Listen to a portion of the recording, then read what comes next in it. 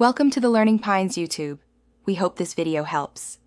In this video, I will show you how to replace a door handle. First, gather your essential tools, including a Phillips head screwdriver and a plastic trim removal tool. Begin by removing all visible screws from the door panel. There are usually 2 or 3. Next, use your trim tool to gently pry the door panel away from the door frame, releasing the clips. Finally, disconnect any electrical connectors, such as those for the window switch, before fully removing the panel and setting it aside safely. With the door panel removed, you can now access the handle mechanism. On the edge of the door, locate and remove the small rubber access cover.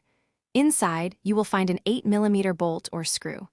Loosen this bolt, but be careful not to let it fall inside the door. Once loose, gently pull out the lock barrel if your vehicle has one. Then, slide the main handle assembly towards the rear of the car and carefully pull it out, disconnecting any attached rods or cables. Now, prepare your new door handle.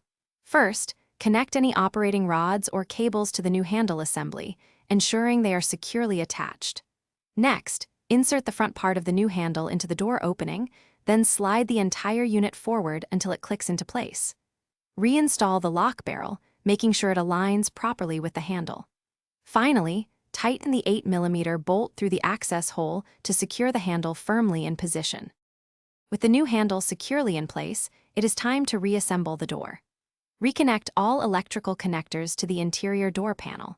Carefully align the door panel with the door frame, pressing firmly to engage all the clips. Reinstall all the screws you removed earlier and replace any trim covers. Before closing everything up, test the new exterior door handle and the interior latch to ensure they operate smoothly and the door locks correctly. Thanks for watching. Consider subscribing if we helped you.